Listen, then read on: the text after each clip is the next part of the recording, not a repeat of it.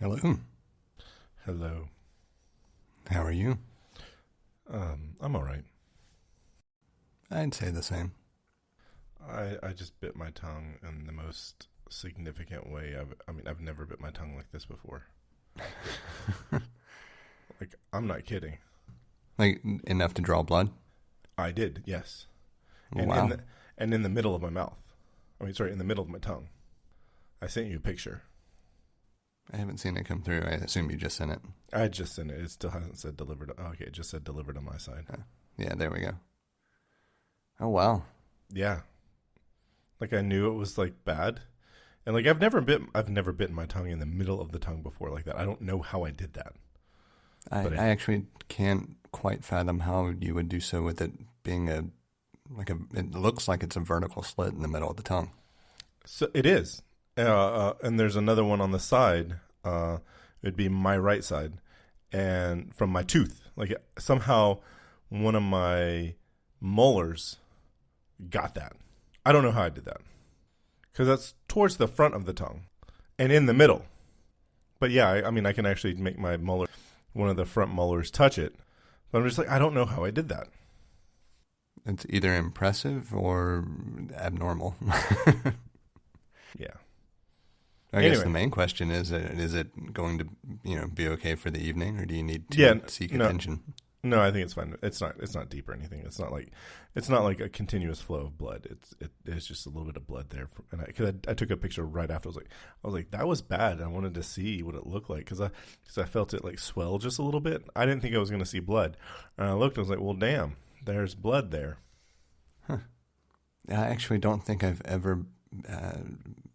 I don't know that I've ever drawn blood by biting my tongue. Now, I've certainly bit a lip and had it draw blood, but I don't recall ever biting my tongue. No. It's the first time for me. But enough about that. We have a little bit of follow-up that we can go into real quick that actually isn't going to take that long, so I'm not real sure what else we're going to fill the show with. But I have a nano topic.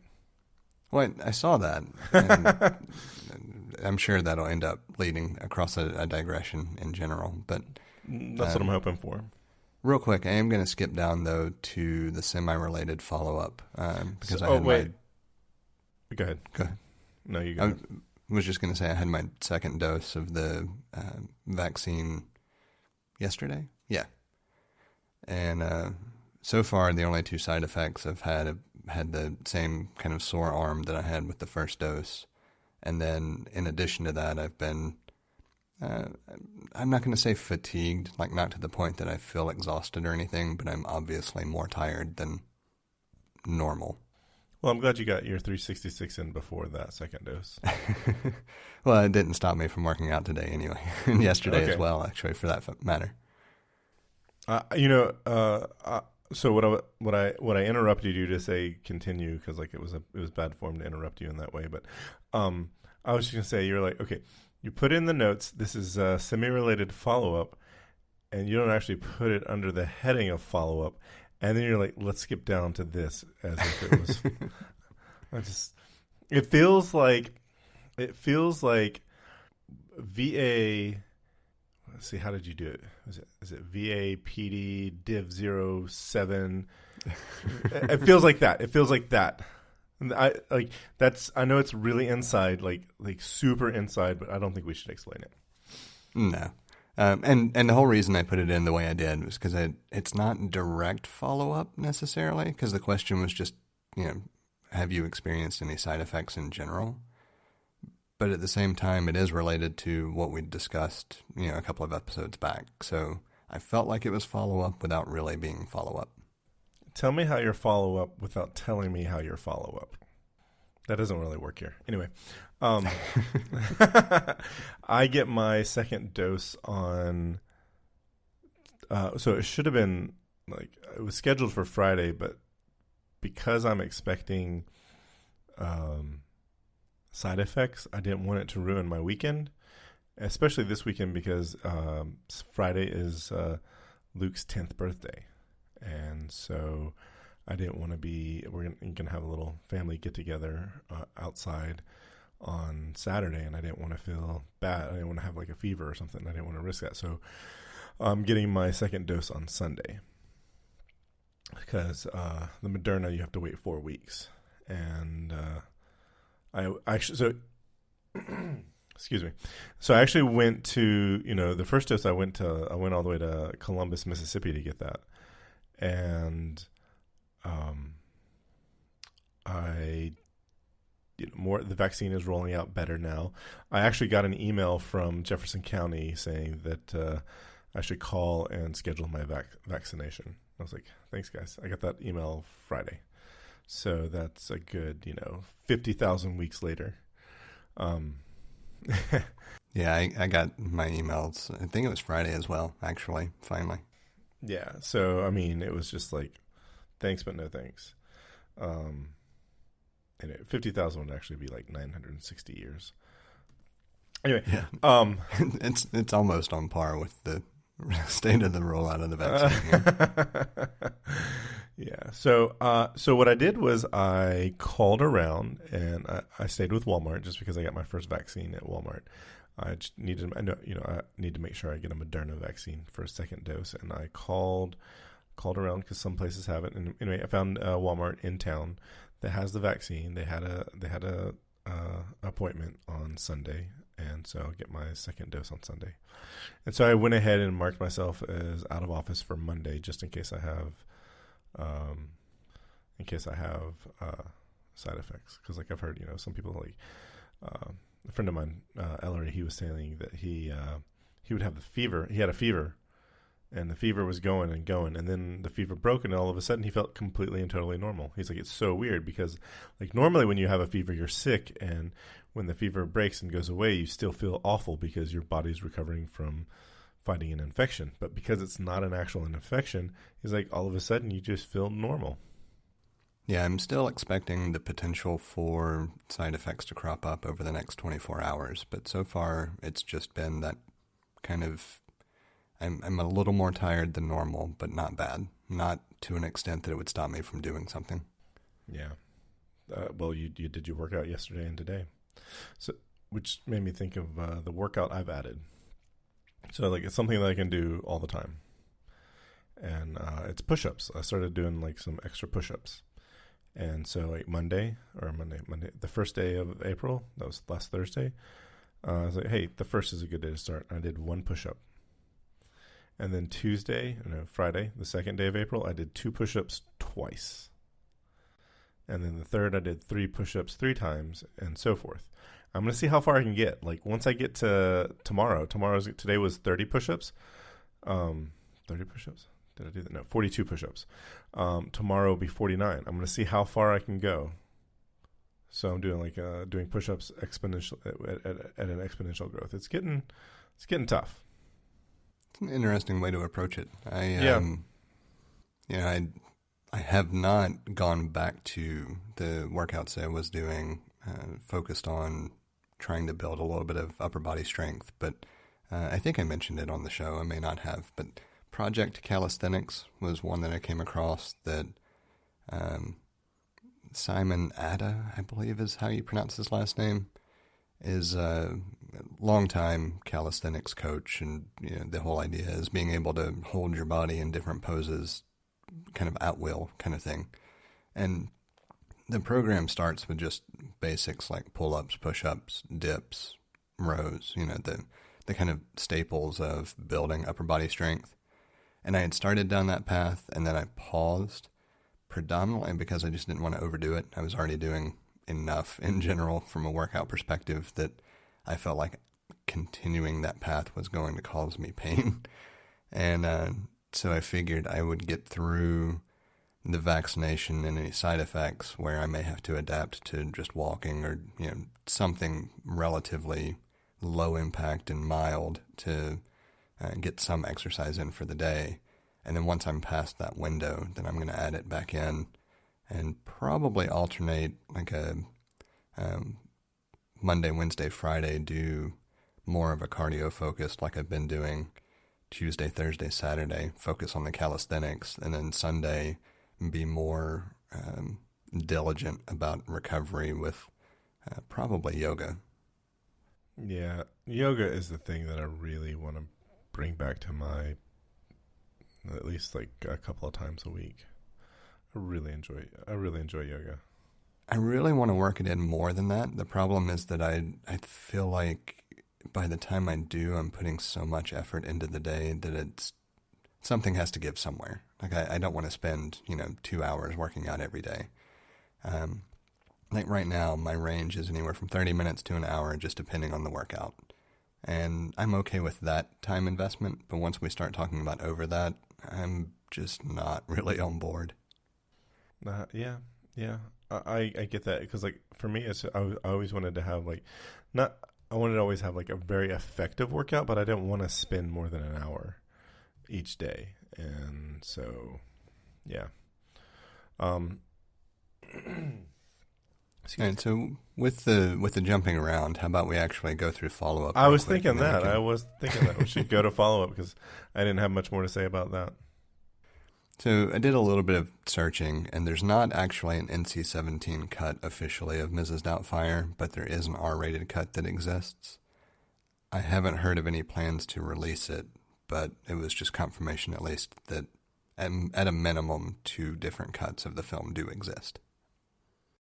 Yeah, and I think that if anybody wants to know more about NC-17, they should go listen to episode 17. Digression is the name of the game. And I think I digressed into talking about MPAA ratings in that episode. It seems like something we've covered, so it would be very fortuitous from a numbering perspective. Yeah. Well, it was, we did cover it, it was one of those tangents where like somehow, it was one of those things where like I saw a thing somewhere. I think it was Freakazoid. Did you ever watch the cartoon Freakazoid? No, I can't say that I have. It is a top-notch cartoon. It is in the it's kind of like so do you remember Animaniacs? Oh yeah, I loved Animaniacs. Okay, so this is like it's kind of it's the Animaniacs aesthetic. I'm pretty sure a lot of the people who were involved in creating and producing and all the content creators for Animaniacs were like the overlap for Freakazoid is probably that Venn diagram. Those circles might almost be the same circle. Anyway, it was a great show, and it had a segment where they were making fun of Jack Valenti, who was then the CEO of the Motion Picture Association of America, and he was going over the ratings, like the different ratings, and that got me interested. And that's when I like went down and started looking at ratings on Wikipedia. It was sometime later. Like I remember seeing that episode much earlier in life, and then I somehow came across it again, and I was like, in ratings, and so that's why I had that information, and I shared it in episode 17. And talking about Animaniacs, I just thought about them the other day for a completely unrelated reason, obviously, but I was thinking, I don't know that you can actually go back and watch them anywhere in their entirety. Like, is the show actually available that you are aware of, easily accessible somewhere? It's on Hulu, and it's also on my Plex. I don't know that I have all the episodes, but I got like because it's a cartoon, they release episodes in such a weird way. I think there's like only 3 seasons, but there's like a lot of episodes, more than like you would consider three seasons worth of episodes. And so they something like 670 episodes for right, and it's because cartoons are done differently. It's like they might do 3 seasons in 1 year, but I have like volume 1, so I assume that there's a volume 2. So it's something I might look at later. At some point, I still have the DVD box collection of the Looney Tunes cartoons that I need to rip as well. I've ripped a bunch of Looney Tunes cartoons as well. So I'm wrong about this one. A little real-time follow-up. I'm wrong about Animaniacs. 5 seasons from 93 to 98, which is, they did them in actual years, and it's 98, looks like 98 episodes. That's still quite a bit for 5 seasons. It is. Well, I guess in the perspective of an animated show like that. Right. So, but there's one cartoon I looked up and I was like, it ran for a long time. I can't remember. Well, let me tell you about it. I can't remember if it ran for a long time and it only had 3 seasons, or they did 3 seasons in 1 year, but it was like hundreds of episodes. I cannot remember. If I come across it again, I'll share. But I cannot. Don't expect follow up on that. Yeah, don't hold your breath if you don't remember exactly, or if you don't remember something to try to corroborate the search with. Right. I can't remember what it was. So the next piece of follow up that I had, we had a little bit of discussion talking about the Scally caps in the after show, and mentioning 5 or 6 panels, and I couldn't remember for sure without going and looking. So just clarification, the company is the Boston Scally Cap Company. And the ones that I've ordered are 6-panel caps, and I have 3 of them. How many? What other panel offerings do they have? They do make a 5-panel cap. They actually make a fairly wide variety of caps. There was the website is bostonscally.com, and I'll probably put a link in the show notes for this one, just for anybody that wants to read up on the history, because they have a write-up about what is the difference between a Scally cap and a flat cap and a newsboy cap and some other stuff. And I read over it, but I'm not well versed enough to regurgitate the info on command. But they do make 5 and 6 panel offerings, and then they have a couple of others that are different that I didn't really investigate how they're made. All right. I remember when you were talking about it, I put under there like a sub note that my interesting hat is a lifeguard hat. It's not that interesting. It's just a straw hat. I saw that. It's funny. Before I clicked the link, I was thinking of one of those like floppy white hats that you think Gilligan from Gilligan's Island. Yeah. The white floppy hat. Yeah, no, not that hat. I kind of want one of those just to see what it looks like. The white floppy hat? Yeah. Oh, okay. I'm sure I wouldn't be caught dead outside the house in it, but I have a picture of Luke wearing a hat like that. I think it was green. It was cute.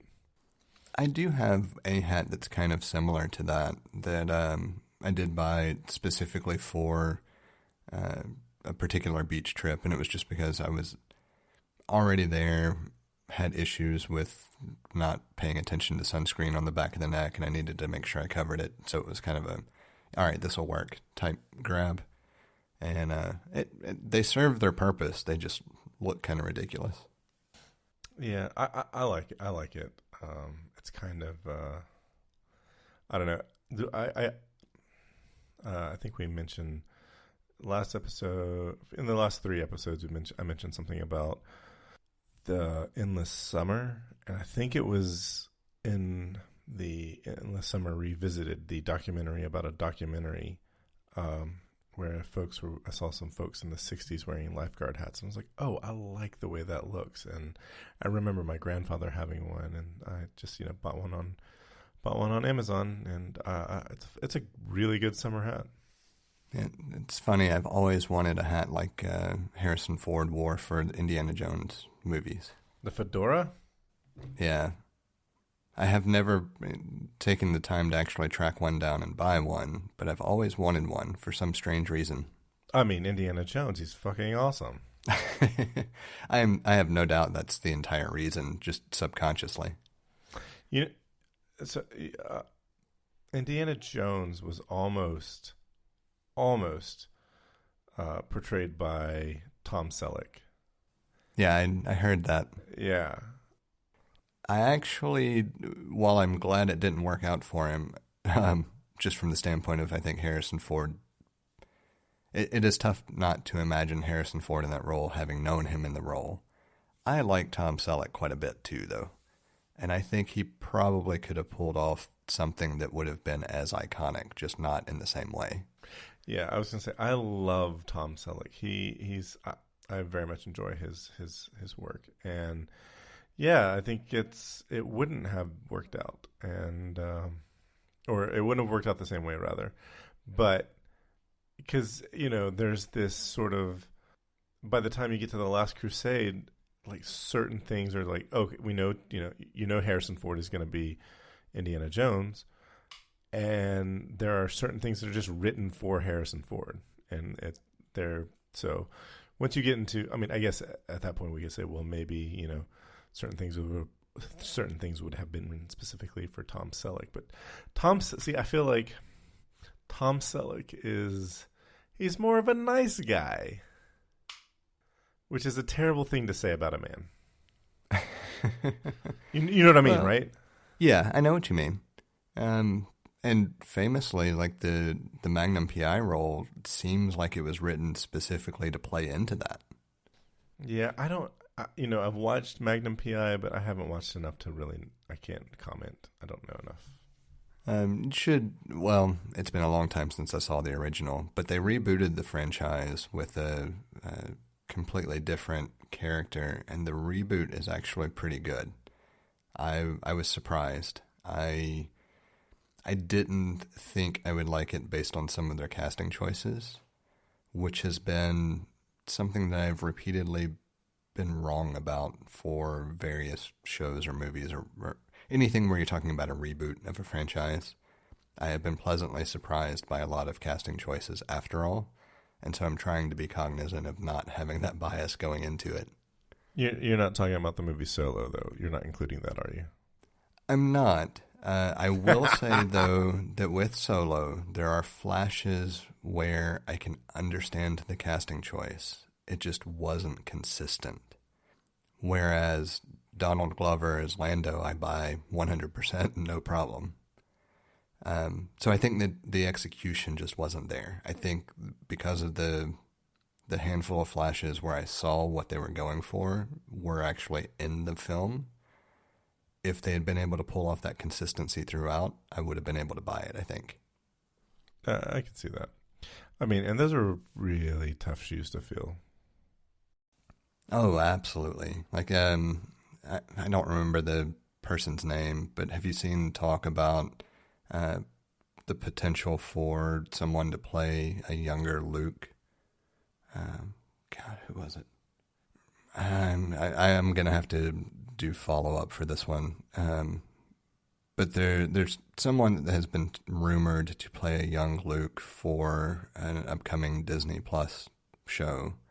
And that person made a comment about, Mark Hamill having to bless it. And Hamill's response was just that assumes that I have any kind of casting pool in Disney, and I don't. Which makes sense. But, it's the same kind of idea. When you want to pull in someone to play an iconic role like that, either it's going to go well or it's going to completely flop. There's really no in between. Yeah. So, best of luck to them.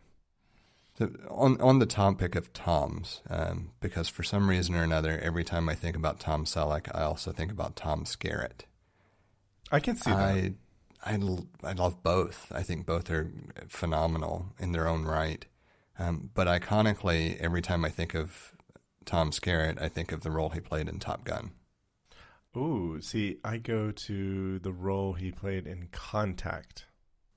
I can see that. I think the first place that I really noticed him was Top Gun, which is why I gravitate toward that role. But he also made the jeans and oversized white long-sleeve shirt on the beach look so iconic, the way he was able to pull it off. I've never seen anybody else able to do it the same way. Yeah. That's I was going to say a similar thing for me. It's like the reason I think of Contact is because, I mean, whenever like the movies that he's in, he's an impactful actor. And so I remember him from Contact because that's the first one that I noticed him in. So the other one is I can't not think of Alien as well. So yeah, I knew that would also be something that came up because I always think of his role there also. Yeah, and it's just not the very first one that comes to mind.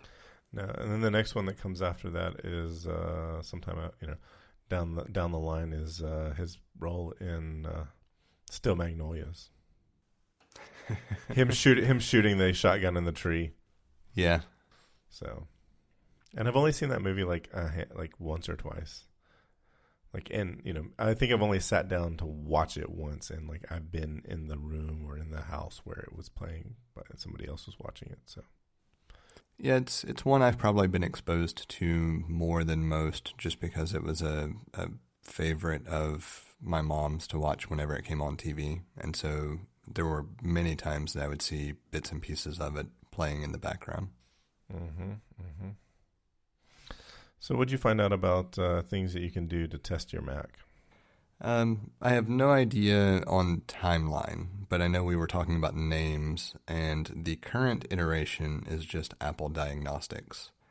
It was formerly known as Apple Hardware Test, and that would be the onboard diagnostics shipped with every computer. And they do still ship with the current Apple Silicon Macs. I assume there are some differences in the key commands. I didn't actually read through the article. I just confirmed that they were still present, and this is their current name. Yeah, so on the Apple Silicon Macs, you hold Command D, and on the Intel Macs, and I'm thinking the G series, the Motorola chips, it was the letter D. Yeah, that sounds accurate. I know, at least on the Intel chips, it was definitely D.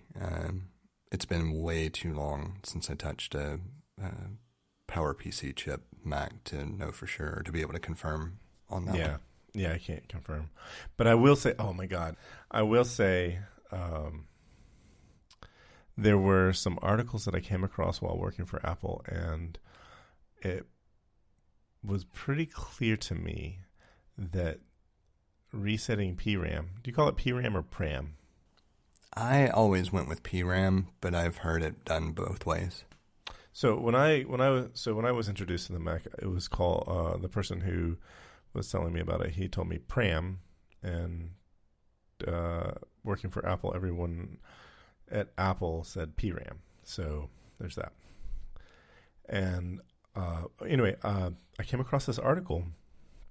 Because there's this whole thing, this voodoo about like if you reset it a third time in a row, it does more, it resets more things or whatever.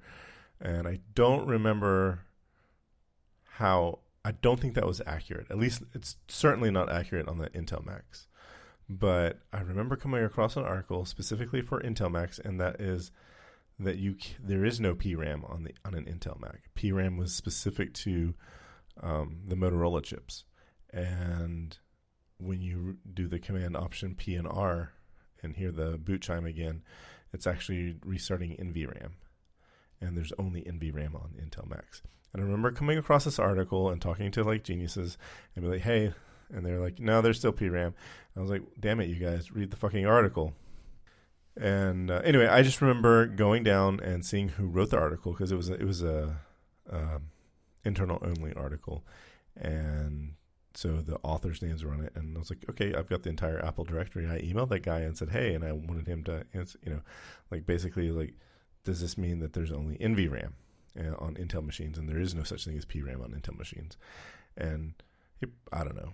I never got a response from him. It's disappointing, but. Well, I will at least say in the support articles, everything does reference NVRAM or PRAM, not a combination of the two on any shipped Mac. Right. And I always heard PRAM with PowerPC, and then when the Intel chips came around, all the documentation I ever saw talked about NVRAM, so I assumed they were exclusive and not something that cohabitated. Man, where were you when I was having this argument with people? I don't know. Probably at the previous employer in Columbus at the time still. No, this was, I think I had this, this might have been after you came and left. Well, that's possible too. I can't remember. I cannot remember, but yeah, I would have definitely argued on your side for that one. Thank you. I appreciate that. It makes me feel good that you know that. And then you put another link in here. Yeah, before we do that, just tag on to the NVRAM, PRAM stuff. Technically, when they introduced the biometric sensor, you can also reset the T1 chip as a part of that, or T2 chip, depending on model. And so at that point, the line does get blurry. Is it NVRAM plus the secure enclave as a whole, or is it like all looked at as one piece with the keystroke? And there's no documentation that I've came across that really outlines it, but just something to be mindful of. That is an architectural change with the fingerprint sensor. Yeah, and that gets kind of interesting because it has its own firmware. And I remember hearing about a version of Big Sur when in beta that updated the updated the firmware for the I think it might have been specific to the T2 chip. I can't remember, but it updated something that had nothing to do with the OS, and it sort of messed up some computers. And it was like you had to go through this whole process of resetting that, and I feel like there's like some like miniature OS that's now involved in the Mac OS. Do you know what I'm talking about? Well, when they first introduced the Touch Bar and that T1 chip, they talked about it running a variant of iOS to drive it. Yeah, so that can get messed up and be completely separate from everything else on your Mac. So you could do an erase and install, and it wouldn't solve the problem because that version of iOS needs to be restored. So we talked about this on an episode where the symptom is you could unlock a preference with your password, but your fingerprint would not work. Right? Yeah, I think so. We must have talked about this. Yeah, that sounds about even right. Even if we didn't talk about it on the show, I think we've talked about it in general. So, quick synopsis: upon upgrade to actually Catalina, this could happen as well, and then Big Sur also could happen, where you perform the upgrade and you can't unlock anything with the fingerprint, but your password works to log into the Mac, and so you should be able to authenticate, but there's something messed up with authentication in general. And the easiest way to confirm it is to go to System Preferences and try to unlock a preference pane, and then you constantly just can't. And the way to solve that is to reboot and reset the NVRAM, which also resets the secure enclave assembly, whether it's just the firmware for the T1/T2 or if it's something further. That part is questionable as far as what it actually does, but that's the resolution. Yeah, I think you and I both. Excuse me. I think you and I both had that problem when we upgraded to Big Sur. I know I did have that problem. You had that problem, right? Yes. Yeah, I did too. So I remember somebody else talking about a slightly different issue, and they had to go through a number of steps of reinstalling or downgrading the version. It was brought on by a beta. So they were running the Big Sur beta.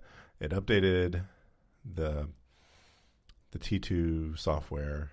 They downgraded back to Catalina, but it didn't downgrade that software, and they had to go through a different, longer process for taking care of that. So it's getting complex, man. Yeah, at least the support article was updated for the Intel Mac, so it should be relatively current. Mm-hmm. The other follow-up piece, we were talking about internet recovery and what the keystroke was. Mm-hmm. And it's not there. Command R starts up from the built-in recovery. Option Command R or Shift Command R start up from the internet-based macOS recovery. So you can actually apparently use either set of keystrokes for internet recovery versus the built-in recovery partition. Well, so I was looking around and I couldn't find internet recovery. Like I couldn't find it on Apple's website, and I could only find older articles of internet recovery.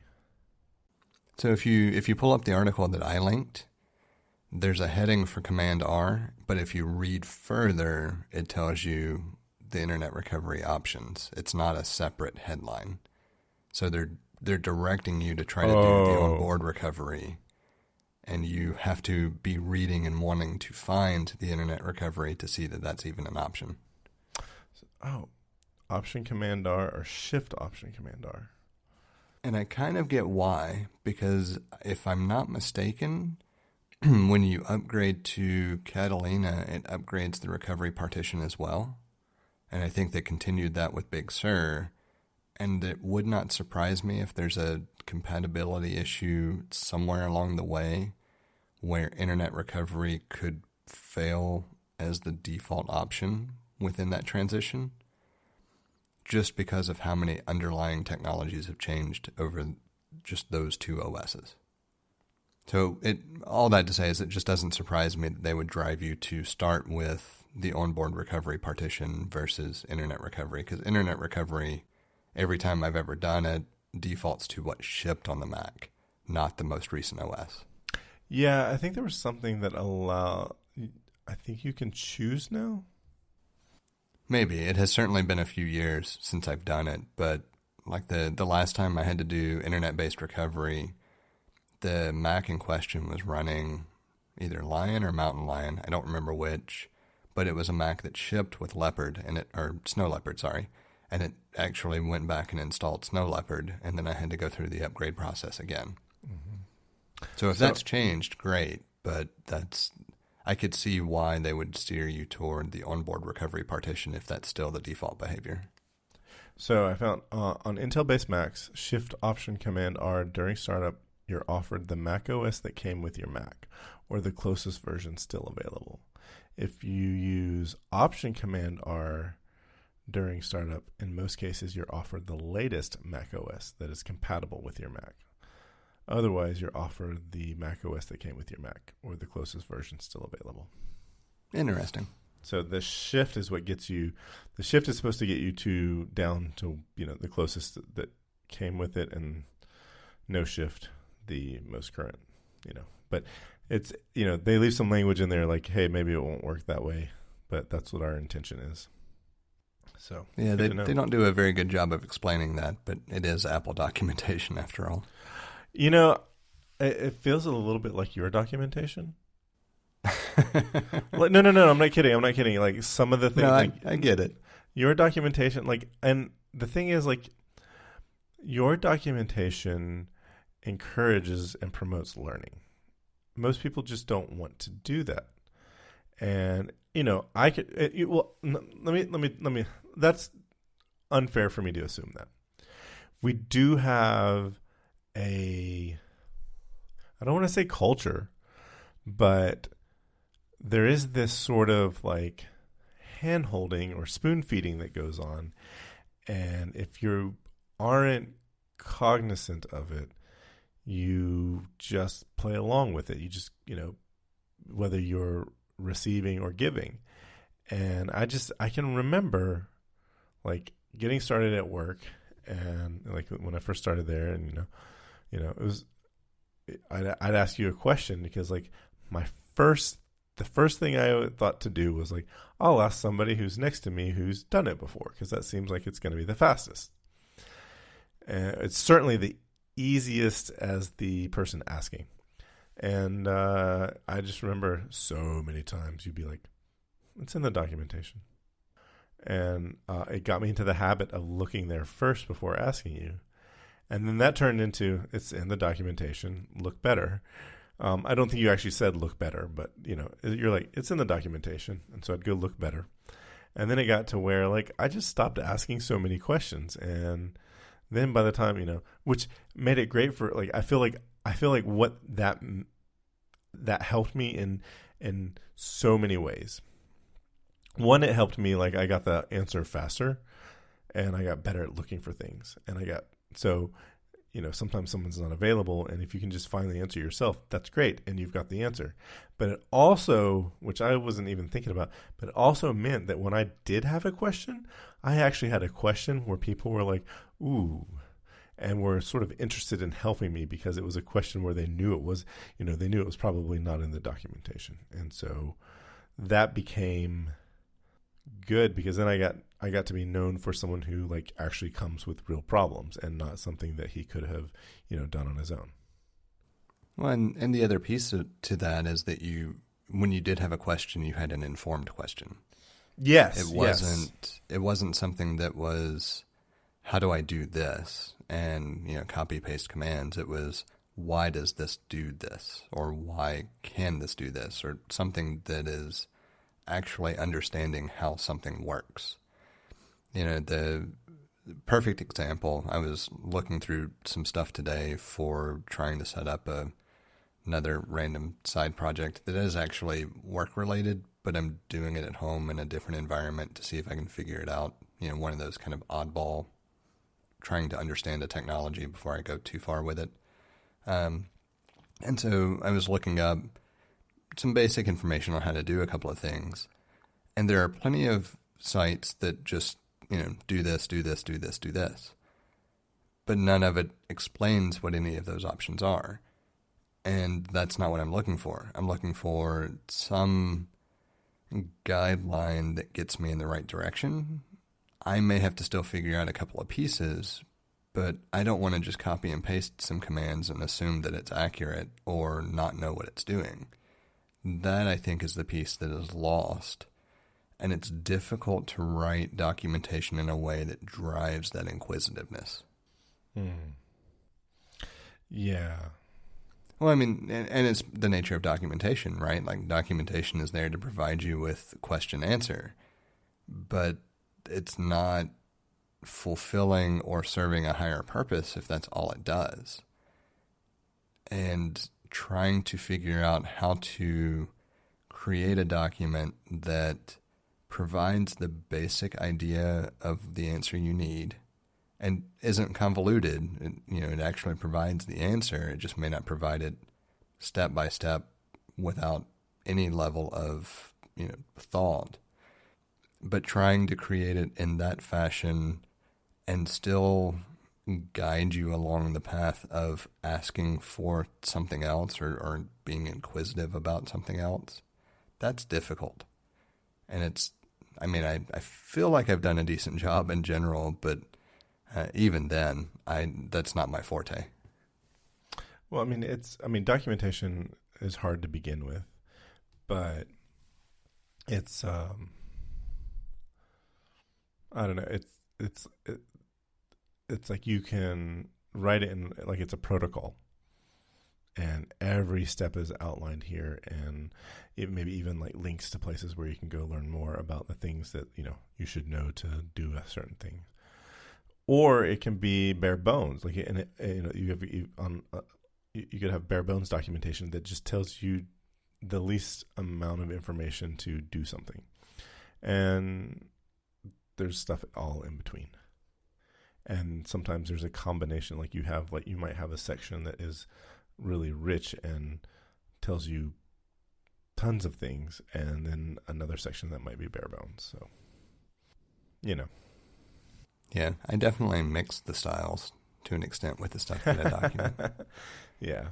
I looked at a new piece of documentation that I hadn't looked at before, that something that you wrote, and I was going through it, and I was just like, I started second guessing myself on it, and I was like, ugh. And I paid attention, and it's not, I won't say it's not like it's hidden, but I would even say it's fairly obvious if you just think about it. But again, it's just not, none of it is spoon feeding. And so I just looked at something and I wondered, and I was like, okay, this is obvious, that like my answer was obvious to me after I just took a moment. Like, I really just took a moment and just considered how it was laid out, and that made all the difference. So. Yeah, I think historically, I know we've talked about it, but historically, my biggest thing is I don't want you to reference any documentation that I create and just copy and paste a snippet. Like, if that's all you do, that's a failure, because it means you're not trying to at least understand what you're doing. And even that just scratches the surface, and, I'm pretty sure we could spend quite some time talking about the intricacies of trying to create documentation, to be honest. Yeah. I don't know that I've made enough documentation to, I've certainly read enough documentation to have some opinions on it, but I certainly haven't written it. I've written some, and like I feel like I have to pull back a bit so that I don't make it so much like a protocol. Because if you want to give directions to go to a place, then yeah, you want it to be perfectly spelled out, and you want it to be as clear as possible. And you don't want there to be any ambiguity, and you don't want there to be any sort of like, you need to know this other information to understand this.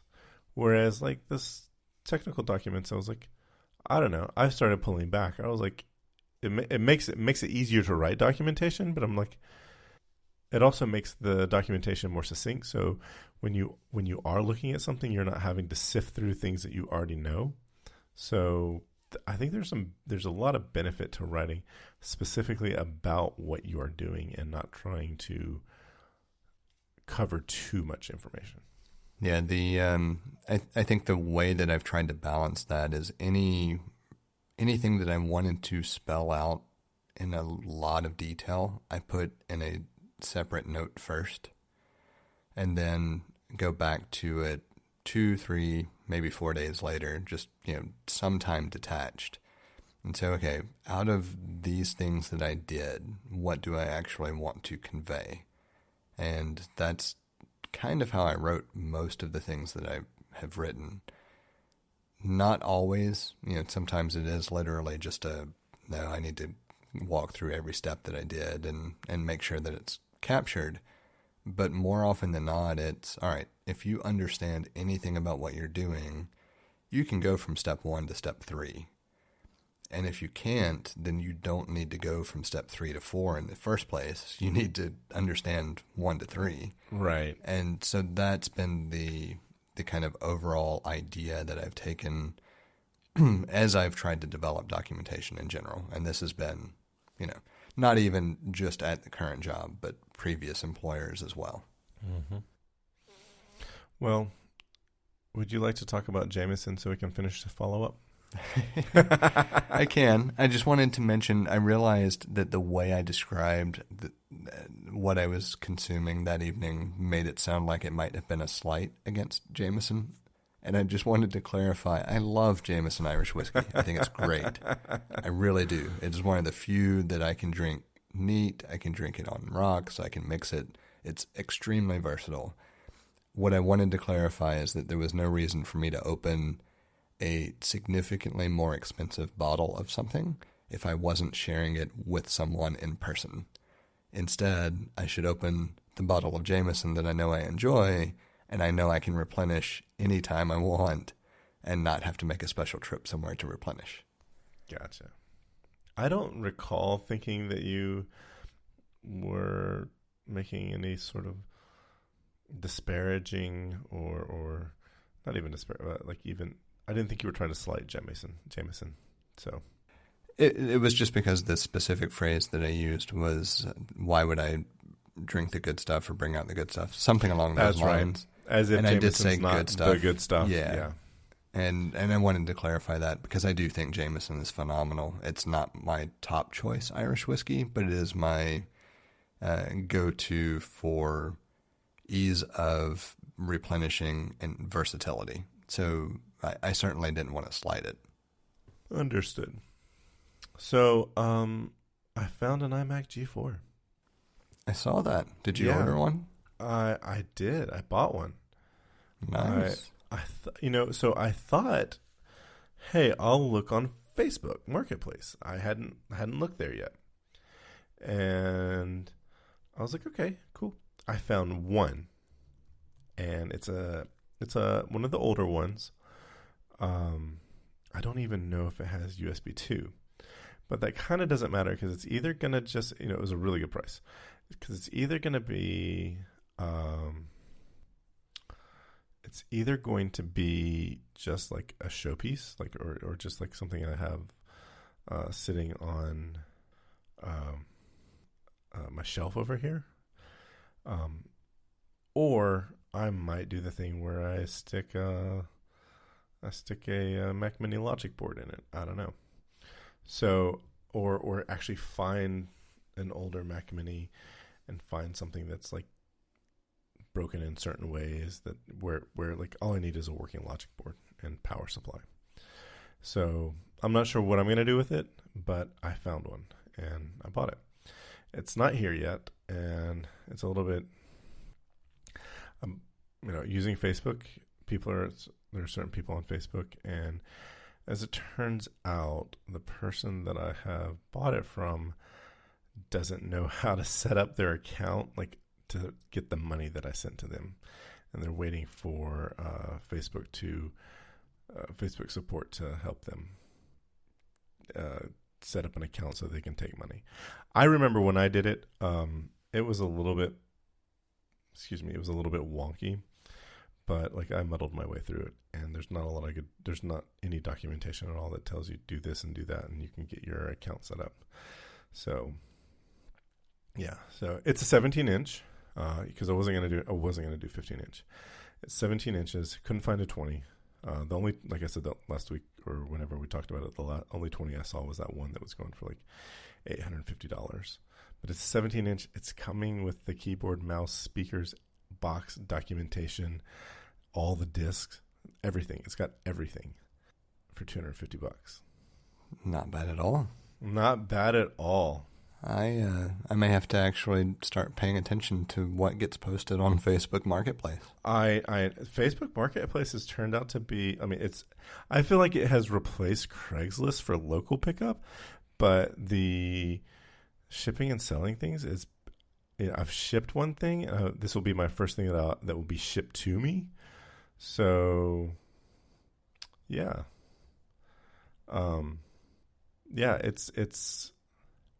It was a pretty good find. I don't think the person knows like how much these things are going for online, because it looks like it's in great condition. The keyboard looks a little bit, dirty, as you'd expect, since it's getting to be almost 20 years old.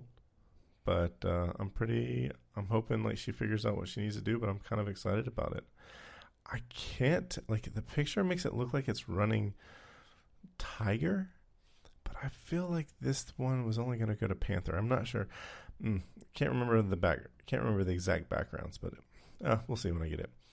But it's got a whopping like 80 gig hard drive. So yeah, I just did a quick search just for real time sake, and apparently there's a 17-inch in Tuscaloosa that's listed that's running a Linux install, but it doesn't nice. mention anything about keyboard, mouse, or any peripherals or anything. The only thing it mentions is that it's been upgraded to 512 megs of RAM, but it is nice. a 17-inch. Nice. I'm tempted to send a message. I was going to say I also have a 17-inch of the first Intel iMac, so it looks like the white G5 iMac, and so I was like, it'll be cool to have like two different iMacs sitting next to each other on the shelf. So yeah, that particular model I still really want to put up on the mantle with my G4 Cube. Speaking of, though, I did look. There are a few people who have taken a Mac Mini and pulled it out and put it into a cube. Apparently, it does require at least removing it from the casing and creating kind of a shelf to fit it on, but the internals do fit without a problem. Nice. So I'll either wait for the Mini to be out of warranty and pull everything from the casing, or I will at least look and see what I might be able to do sliding the Mini in at a diagonal, because I didn't actually check those dimensions. Yeah. But if you take the Mini and put it on top of the cube, just eyeballing it, it looks like a perfect match, like square, which makes me think that at a diagonal it might slip up into the acrylic, but I bet it won't slip into the assembly within the acrylic. I don't think there's enough of a gap there, which would explain why all the builds that I see talk about pulling the internals out and fabricating a shelf of sorts to put them on. Mm-hmm. Still, man, that'd be cool to like have a cube sitting on your desk and it actually be running, or sitting it and using it as your server, but be in the cube enclosure. Super cool. Yeah, if I had looked a few years ago, apparently you could buy a third-party fabrication of that acrylic casing. So you could actually take the outside enclosure and fabricate a shelf that would sit within the same general footprint, which would be kind of neat. Only because then if I happen to crack the enclosure while I'm doing this, I would have a replacement. Because the other part of it is I have yet to see another G4 Cube that does not have cracks in the enclosure, and mine doesn't. And I'm really scared to do too much to it or it's going to develop cracks. Right. Man, if there's only a thing, I mean, yeah, oof, that would not be good to crack that. So when are you expected to, I know you're waiting on the person to get their stuff set up, but how long do you think it's going to take before you see the G4? I don't know. I'm going to try to help her set up her account. I was texting her last night and I wasn't in front of my computer.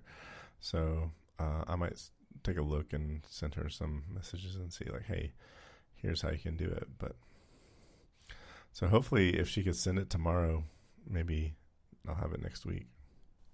Yeah, I'm going to start stalking the marketplace. So I have a nano topic. I'm trying to remember what even made me think to say this, because I don't know. You know, there's, you know, you hear the phrase,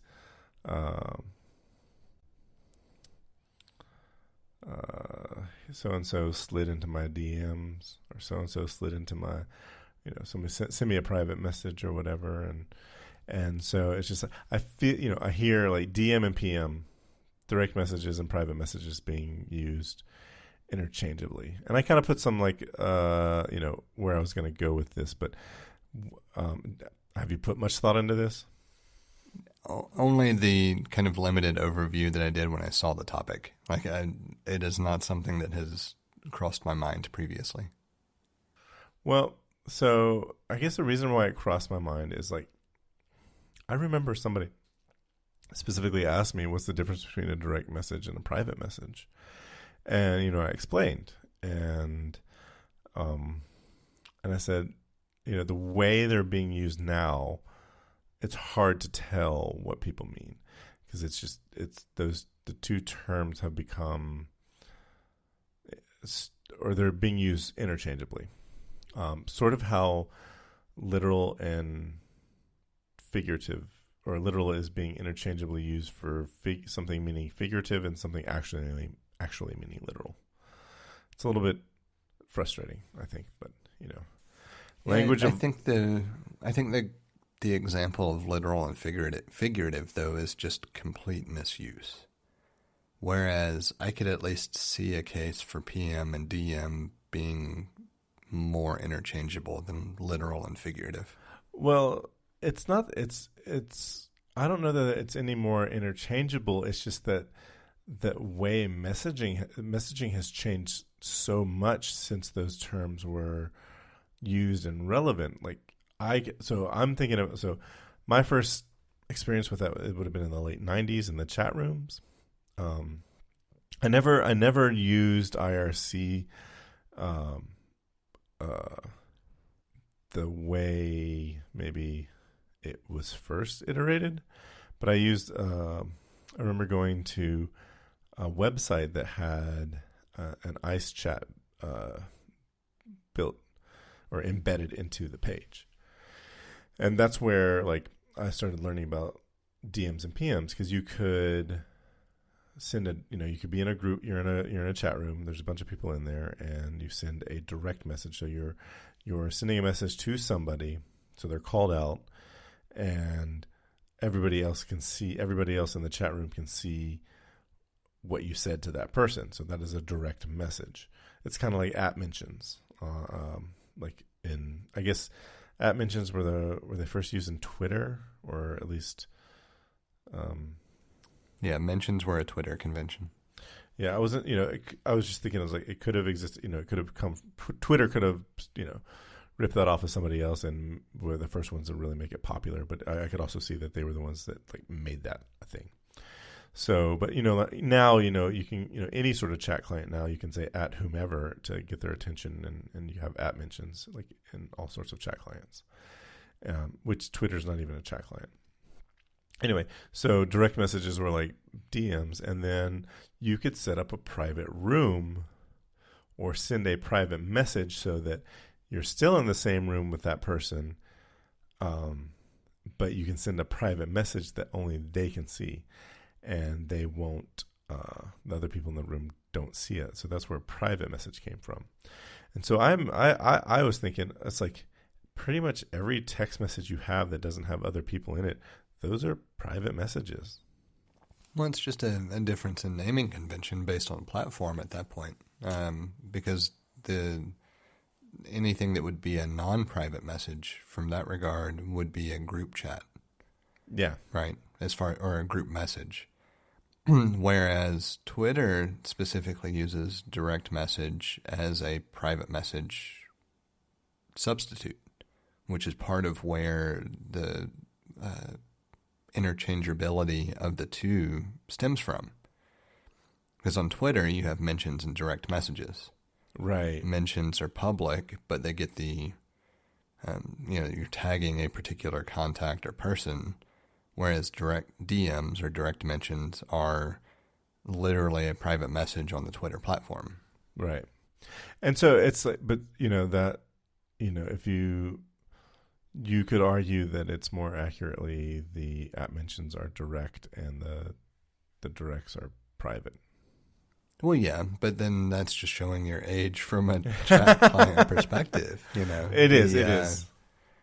The origination is aptly described. I didn't spend much time with IRC either, but I spent a lot of time in the old AOL and CompuServe chat rooms. And those, same type of idea. You had public chat rooms or lobbies that you would log into, and you could mention someone with a direct message, just as you described. But if you wanted to talk to them privately, you would create a private chat room and invite them to it.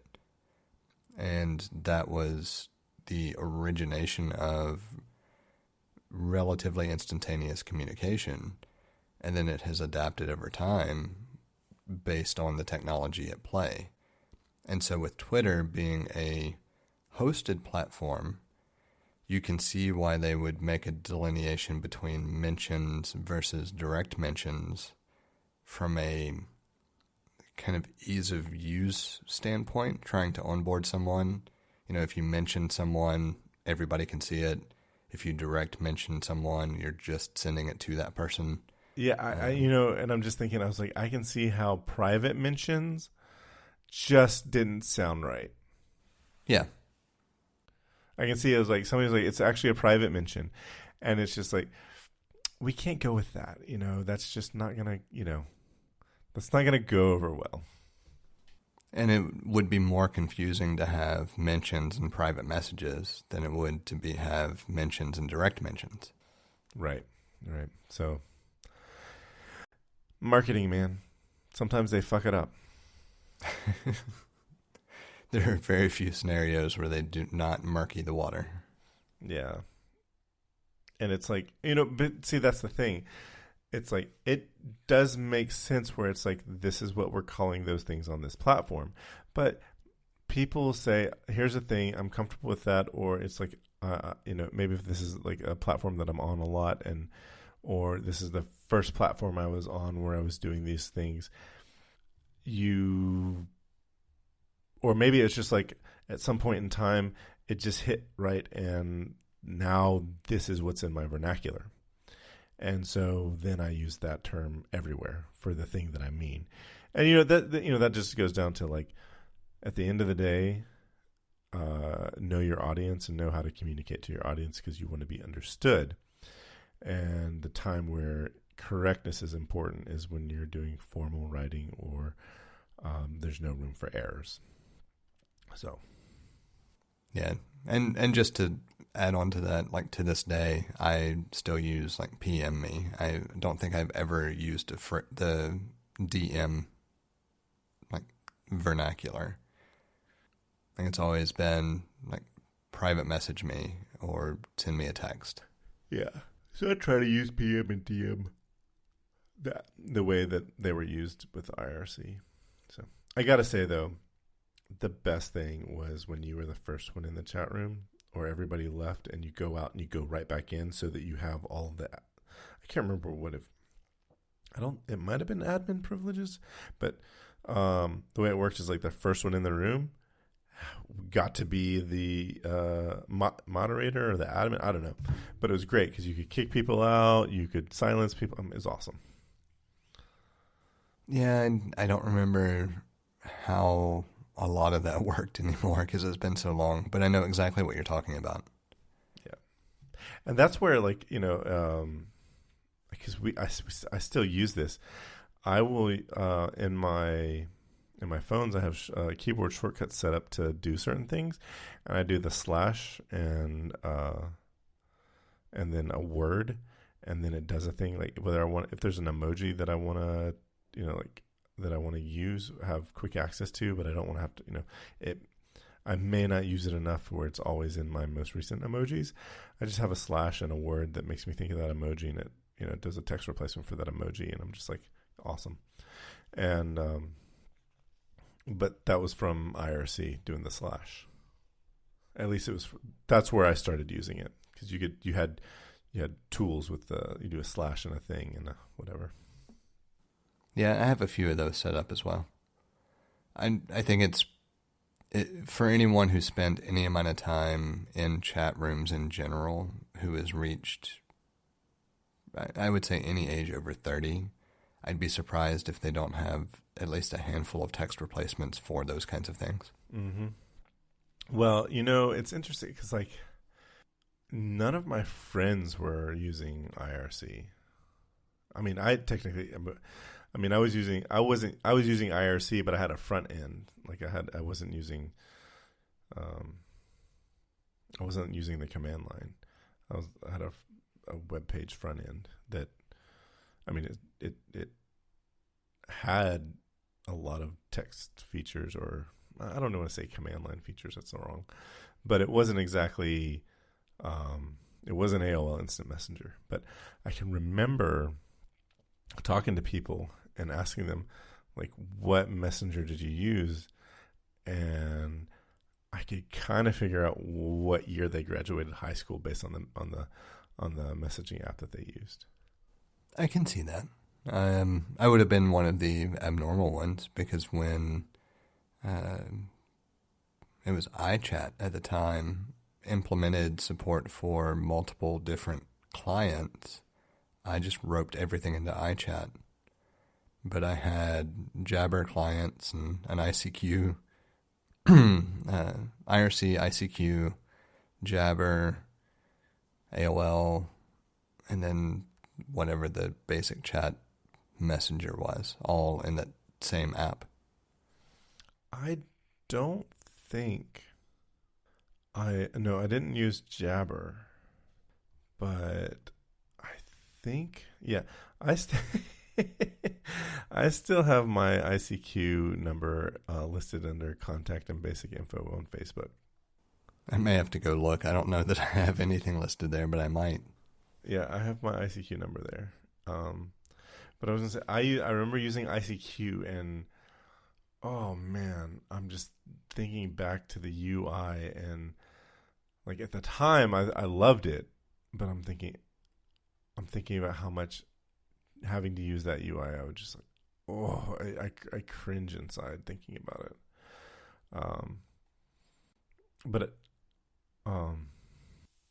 I'm trying to think, because I wasn't using a Mac at the time. How would you? I don't know. Did ICQ have a first-party client for the Mac? I don't know if they did for the Mac or not. There were a couple of applications that tried to fill the gap, similar to the way iChat did. Adium, ADIUM, I remember was Adium. one that I used on the Mac. I do not remember the Windows equivalent, but there was another one on Windows that tried to do the same type thing, that would allow you to use multiple accounts within the same app. I'm trying to. I felt like. Oh yes, 80. Yeah, I used ADM on the Mac. There was one on the Windows called Trillion, and it wasn't as good as ADM. Trillion was. I think you could only at the time. You could only use 3. I don't know. Might have been 3 different clients, or they had support for 3 different platforms.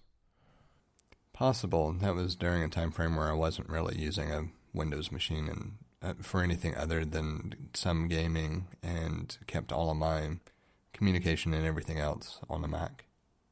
Wow, it looks like it's gotten an update. It got updated in 2019. I'm surprised it's still around, but that's kind of interesting. Yeah, I'm not sure that it's around. Yeah. Okay. Well, I mean, if it was updated that recently, it's around. It may not be widely supported or developed. It's around, but it's around. Yeah. Yeah. I remember. I mean, I think the Trillion came from it was like 3. It was 3 different. Initially had 3 different support for 3 different platforms, but that I'm not entirely sure about. But I remember using that and thinking that was super cool. And I remember there's this application called Fire, and I was using that on the Mac in 2003, and it had way more platforms than Trillion. I vaguely remember Fire, and I do not remember why I didn't switch, but I remember ADM gave me more capabilities, or maybe there was a specific account type that I could only use there.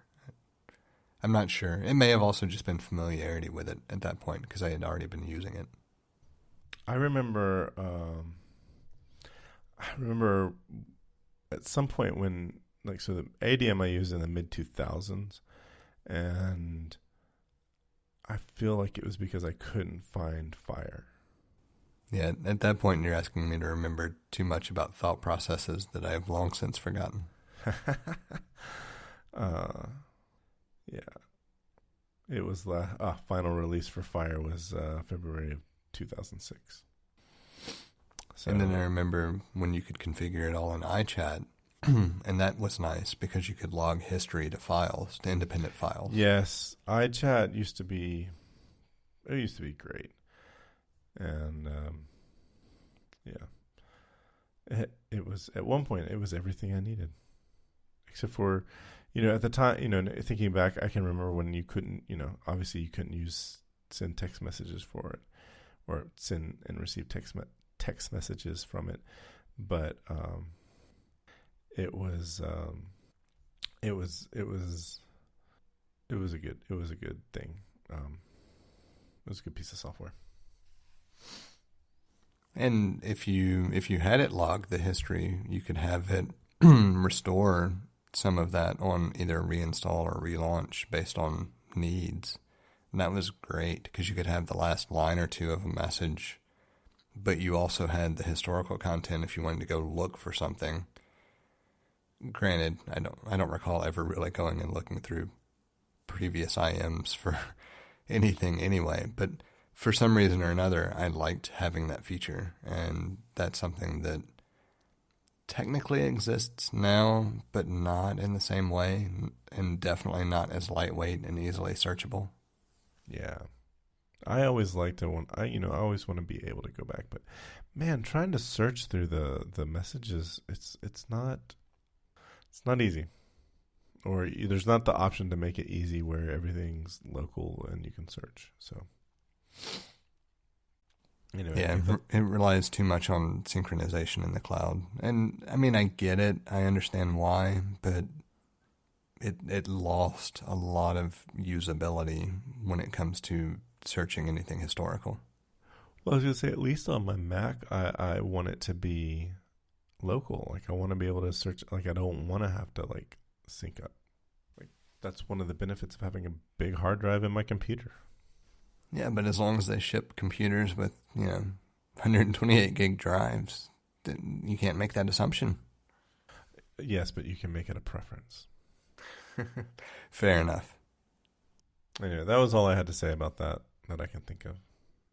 Well, I don't really have anything else that I'm aware of either. Do you want to call that the end of the regular show and go into after show? Yeah, this will be like our shortest episode. Probably, which actually works out well given the side effects that I mentioned from the second dose as well. Yeah. Are you starting to feel them more? Not more. It's just one of those things that I have a overall sense of not even drowsiness, just I'm, more tired than I normally would be, but I'm not really tired. Yeah. Like, even if I were to go lay down, I'm not going to sleep at the moment. I'm wide awake from that perspective, but my body feels tired. You can follow us on Instagram and Twitter at untitled_hosts. Send us an email at untitled.hosts@gmail.com or follow the feed directly at the untitledpodcast.com. You can also find all sorts of ways to contact Jesse at jthart.com. Thank you for listening. That's a wrap.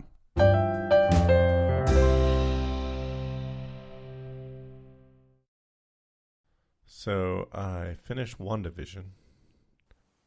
I still haven't watched any. I recommend it.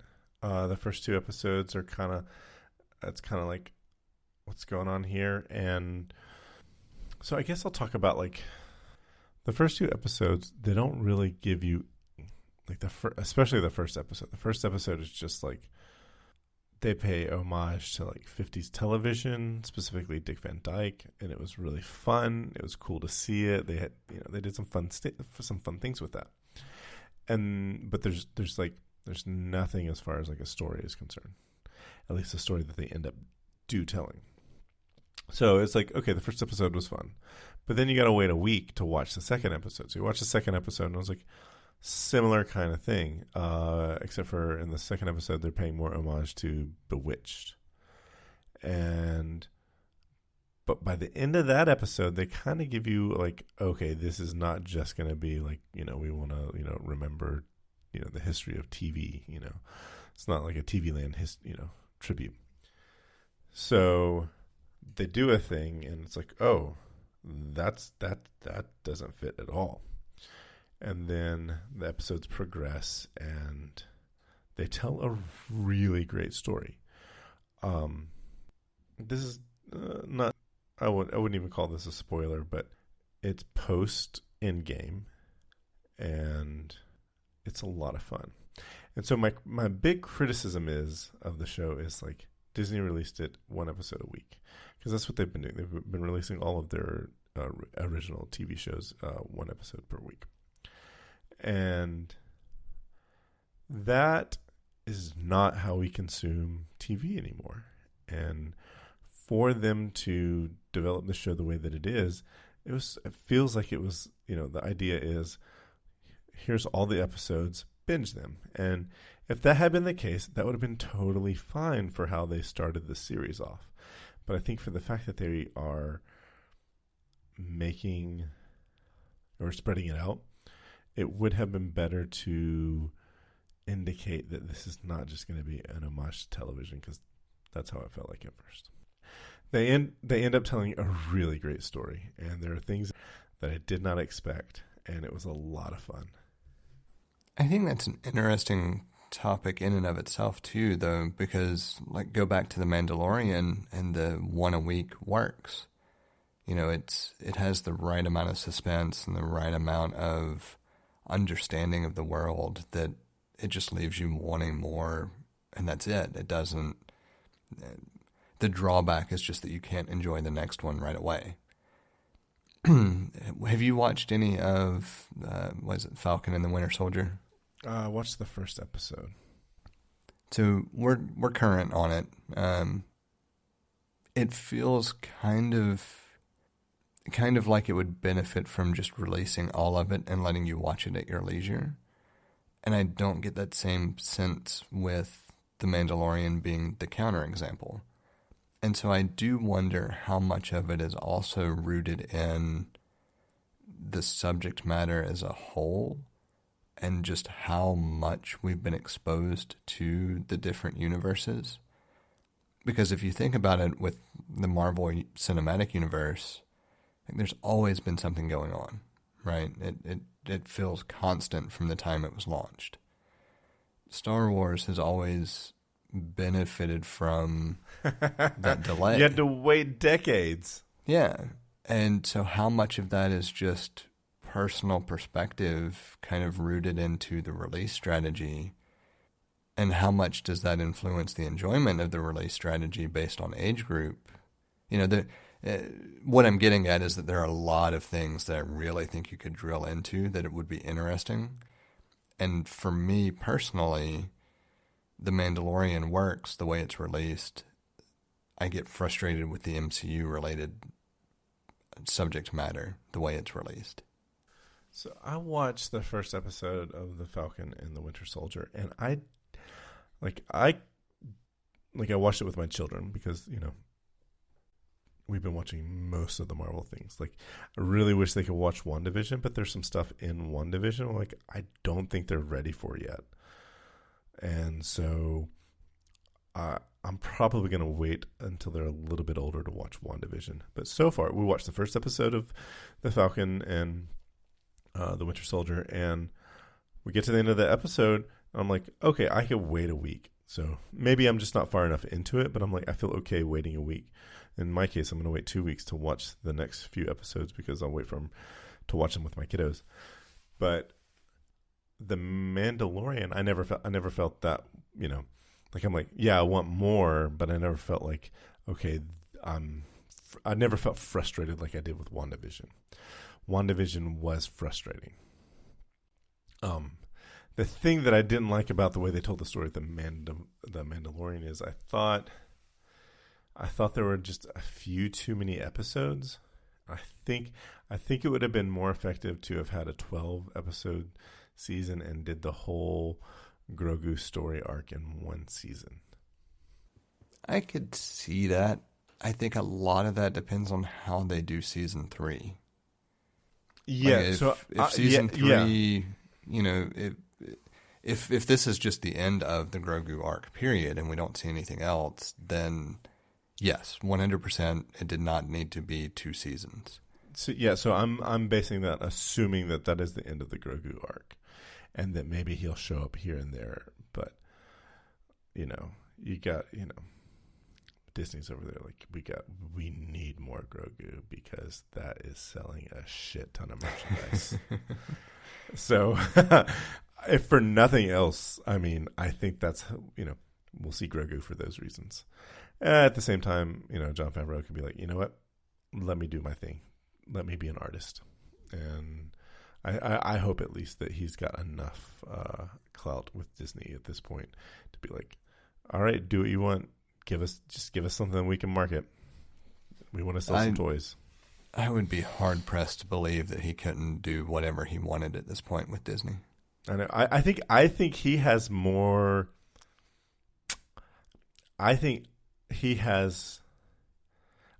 Well, this is a loaded statement. When after George Lucas gained success from Star Wars in 1977, he could basically do whatever he wanted for the rest of the movies, and he kind of did. Granted, Empire Strikes Back is way better than Star Wars because he didn't direct Empire Strikes Back, and so he didn't get to do exactly what he wanted, or maybe he just, I don't know. But we can certainly see that when he did the prequels, it was like, George Lucas is not a director. That is not his strong suit. Whereas Jon Favreau, like, he has it all as far as that's concerned. Like, he should be given. No, I'm not saying like do whatever you want and nobody's gonna like object to you or tell you not to do that.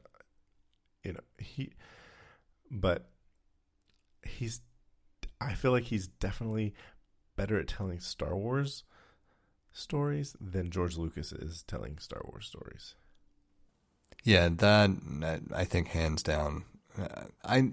I actually think it's more that Favreau understands how to work with people, and this isn't to make it a really big knock against Lucas, but Lucas has even gone on record as saying that he would rather not work with people, and you can see that in the way the storytelling comes across. Like if he could animate it, if he could make it not be a person, it typically had a better presence than real life actors portraying people.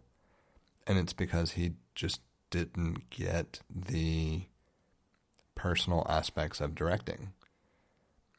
I think that Lucas is the type of person that could go into like an animation room or a compositing room and could give you exactly what you wanted and more.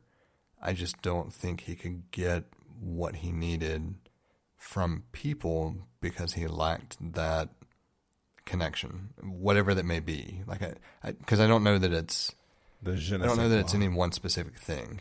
Yeah. Yeah. So that is a fair state. That is a good counterpoint.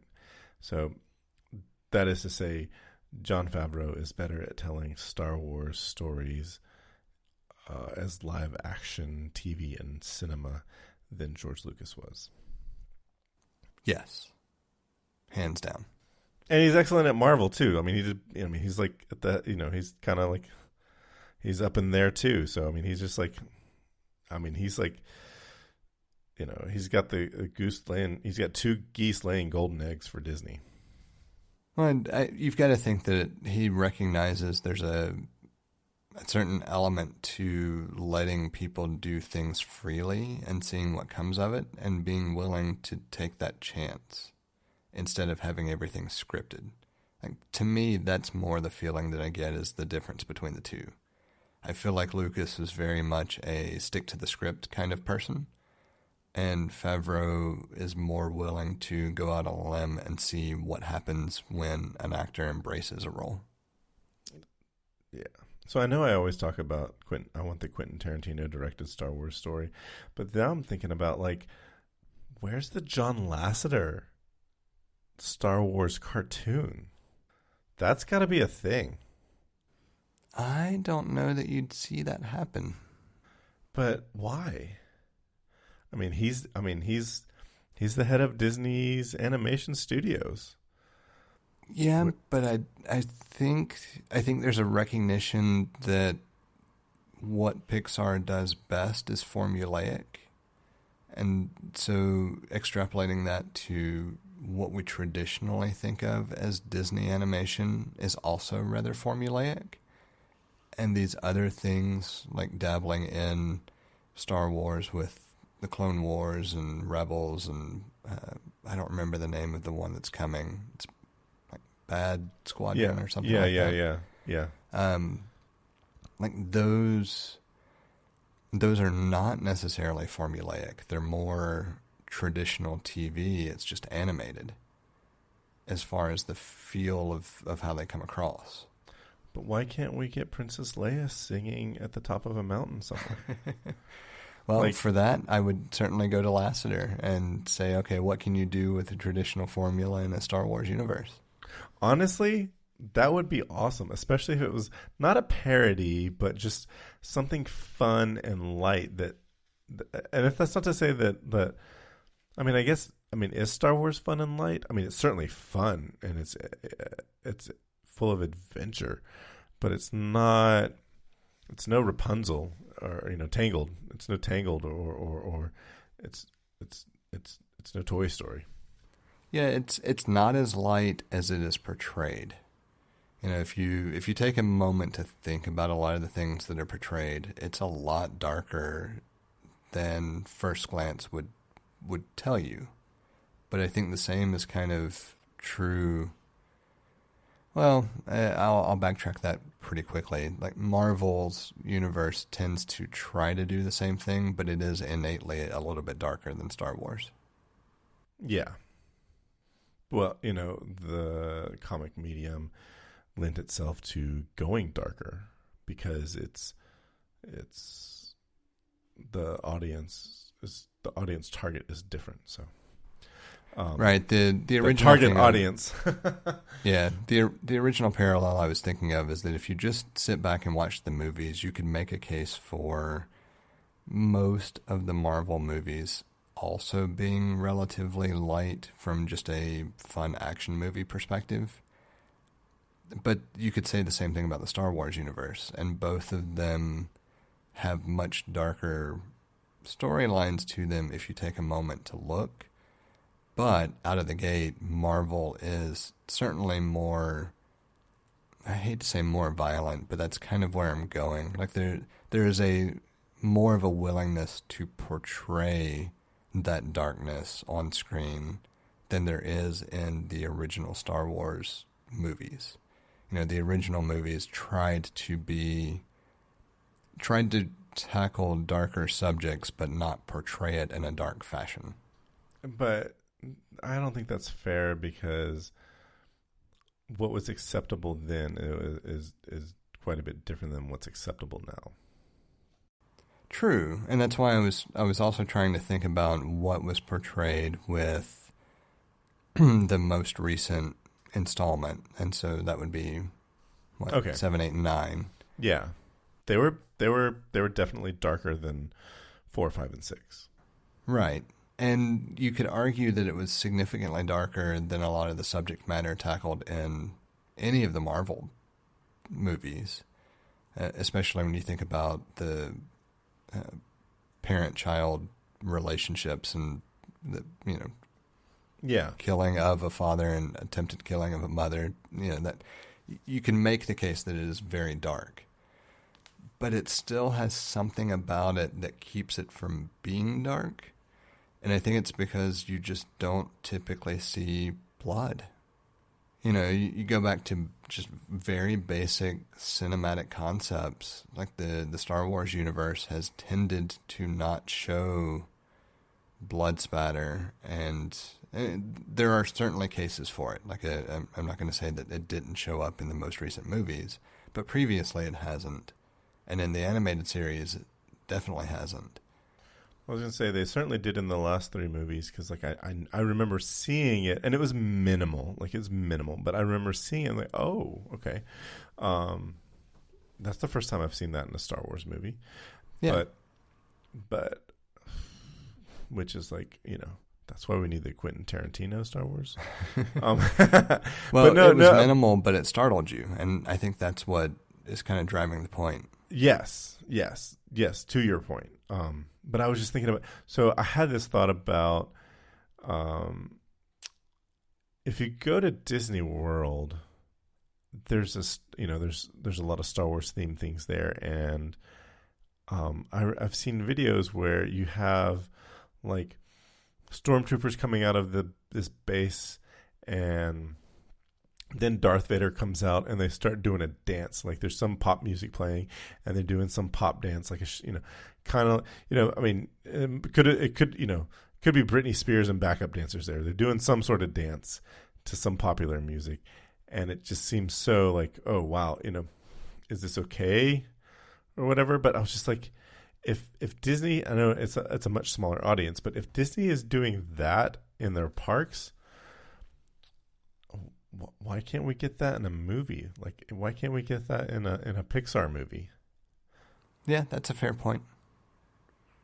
And to be fair, like I think it would be great to see a lighthearted, just fun take on anything in the Star Wars universe, done via Pixar. I mean, well, the only thing, I mean, there are things that exist, and they've done it. I've seen more Marvel, but the Lego has a very specific aesthetic, and a little bit it's kind of manic and out there, and it's hilarious. But they've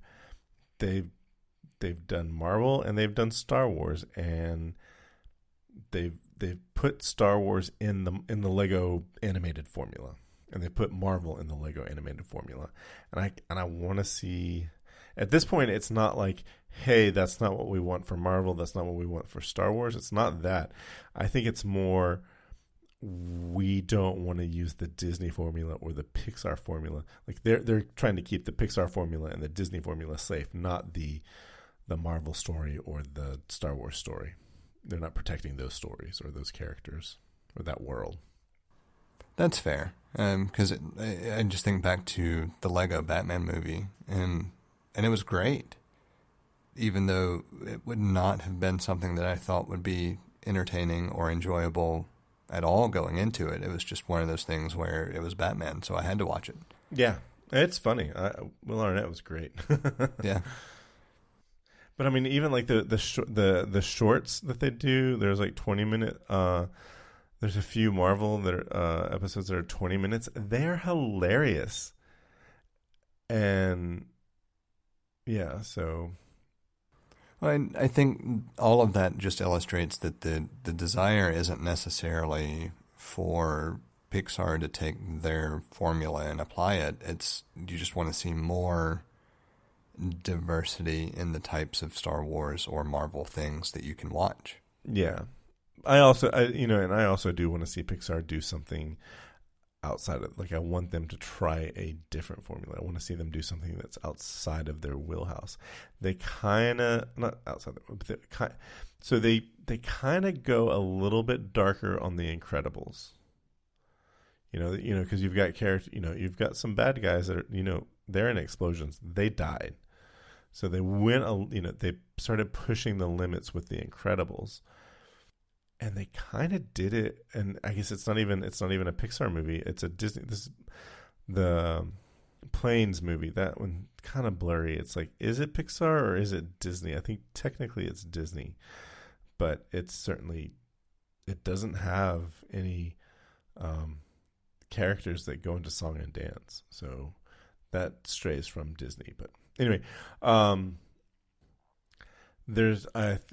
don't think we talked about this on the podcast. If we did, it was a long time ago, but I know you and I have talked about this, and it was there's a scene in the first Planes movie that is a World War II scene, and I think it would be so cool to see an entire World War II story or something like that told in the form of a Pixar cartoon. Yeah, there are a lot of things that I would love to see them just do something different, and not necessarily that I dislike what they're doing. It's just that it has become fairly predictable. And so I would like to see them, if they're going to do the predictable formula, let's just say every 2 years, then like every once in a while intersperse something that's just completely out of left field compared to what you are known for, and just see how it does.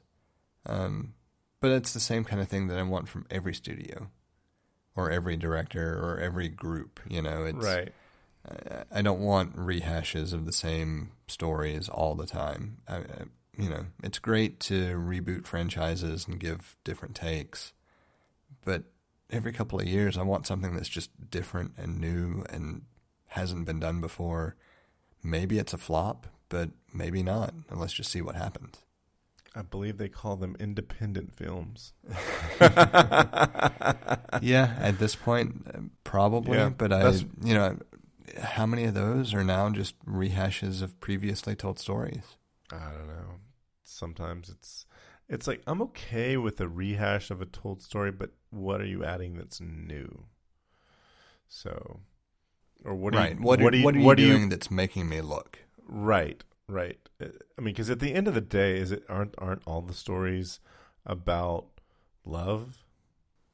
Well, I mean, not necessarily. You could say some are about vengeance, but same idea, right? You could pick a single word and say all the stories about something. There's a few elements of the human condition, and every story is just a derivative of those few elements of the human condition. So, love just seemed to be the most obvious one. It is certainly Vengeance the most is popular. a good one. Vengeance is a good one too. But you know what? I don't know. Is Kill Bill about love or is Kill Bill about vengeance? That's a good question. Yeah. This isn't in the topics at all. Are you familiar with the Ghost of Tsushima game for the PlayStation? No. I don't think I've ever played PlayStation. I didn't think so. The only reason I mention it, the game is based in feudal times in Japan, so think samurai. Apparently it is being adapted into a movie with the director of the John Wick franchise. I cannot help but look forward to that. I just got excited. That sounds pretty cool. Like, you said just enough of the right things. Yeah, if that happens, and I think it's confirmed. I'm not going to say that it has 100% been confirmed yet, but the talks were there, and it was newspaper like headlines there, and that's more than enough to get me excited. Very cool. Very cool. And that's all I've got. Yeah, I was just thinking it's about time for a wrap. Yeah, and we're actually we're not very short of our normal time anyway. I know. I was like, ooh, okay. Not surprised at all, though. I think I would be more surprised if we were able to wrap a show in a significantly shorter time frame, just because there are too many little comments that yield themselves to, oh, well, one other little thing, and squirrel. Yep. Down the rabbit hole. I was at one point I was thinking, I was like, it's like we could record multiple podcasts in a night. We'd have to be like more disciplined about staying on a particular topic, but we could record like 4 podcasts in a night if we wanted 30-minute podcasts. Yeah, we could do that. Have you seen, I assume you follow, or at least pay attention to JF's feed. He's posted the first 2 segments. Yeah. I went back and listened to the first segment, and I could see 30 to 45 minutes being a good spot, but it just doesn't feel like a podcast to me for some reason. And I think it's because my idea of a podcast has been horrifically skewed by a couple of them that I listen to that are always 2+ hours. Me too. I mean, mine's horrifically skewed that way. But I feel like I'm right and other people are wrong because I was listening to podcasts before they were. I just feel like the idea of 2 people sitting down for a conversation, like if that's the premise, 30 minutes just doesn't feel like it fits the premise. Yeah. It was so funny to me the other day, or I think somebody was like, "Hey, check out this podcast. It's kind of a long podcast." I was like, "How long is it?" And I was like, "It's 2 hours." And I was like, "You mean normally? That's a normal length podcast. That's how long they normally are." And then it's like, I'm just not in the world where I listen to podcasts that are really shorter than 2 hours. I think the only podcast that I haven't listened to them on a regular basis in a long time, but the only podcast that I can think of that I listen to on a regular basis that used to be shorter than 2 hours is the Macworld podcast. And that was back in, that was a decade ago when I was listening to it regularly, and it was like an hour long. And now I think it's like half-hour show.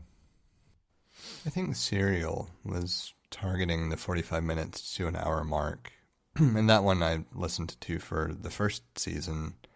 Wasn't as interested in the second season, so I never picked it up after that. But that's the one that I can think of that I can at least point to as being shorter than the average 2 hour mark. The one that I listened to this was like 2005, 2006. It was a video podcast called The Tiki Bar, and it was 15 minutes. Like the longest one was 15 minutes, but it was video, and they taught you how to prepare a cocktail, a Tiki Bar cocktail, and there's a whole little story around it. See, I can see that being like a market. Yes. If I'm going to listen to a conversation, I don't want to listen to a short conversation. I want to listen to a full conversation. Some people also. So this is for me. I'm an auditory listener. So like listening to things. That's where I learn the most. And some people just aren't that way. Some people, it's like they're listening to it and their mind is wandering, and so that's why shorter podcasts might be better for some people. Not for us. Our podcast is not that. And I can also see the dynamic of having two people on a podcast makes a big difference in length as well. Because if it were just one person providing, information, that I don't want to listen to for 2 hours. It depends on the information. I used to listen to Hardcore History with Dan Carlin, and is it Dan Carlin? Who was George Carlin was the comedian? So yeah, Dan Carlin, and his shows were regularly 1.5 to 2 hours. And I remember after I think he was talking about the Punic Wars, and after four 2-hour episodes, he was like, I'm going to finish the Punic Wars, and it doesn't matter how long that episode lasts. I'm going to finish it in the 5th episode. I remember when the 5th episode released, it was over 5 hours long, and I didn't listen to it. It was too daunting, and I never listened to a Dan Carlin podcast again.